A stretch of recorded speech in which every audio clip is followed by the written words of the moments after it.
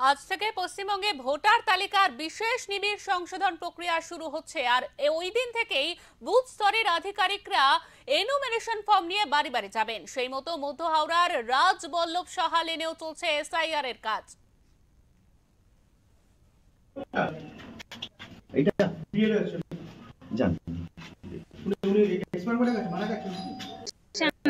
এনারা তো ভালোই সহযোগ করছে, কোনো সমস্যা নেই।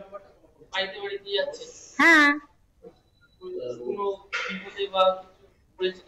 না না না কিছু না, সব ভালো। হ্যাঁ, ও হ্যাঁ, এনা তো খুব কোঅপারেটিভ, ভালো করে হয়েই যাবে, দেখছি তো।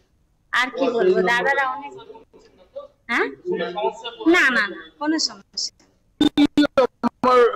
আমার মিসেস এর ফর্মটা নিয়ে এসেছিলেন, তো ওনার সঙ্গে যারা লোকজন এসেছিলেন আর কি বিধানসভা এর ক্ষেত্রে, তো নাম তো ওনার রয়েছে, কোনো অসুবিধা কিছু নেই, ঠিক আছে। আমি ছিলাম আগে শিয়ালদাতে, তো আমার ফর্মটাও আসবে উনি বললেন। হ্যাঁ, তো আমি তো 2002 এর রোলার আপনার ভোটার লিস্টের যেটা এন্টায়ার পিডিএফ ফর্মটা ছিল সেটা আমি ডাউনলোড করে নিয়েছি, ঠিক আছে।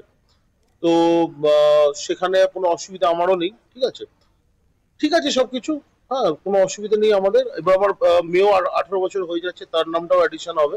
তো যেহেতু বাবা মা দুজনের নামই এলিজেবল আছে, তো ওটা নিয়েও কোনো অসুবিধা নেই।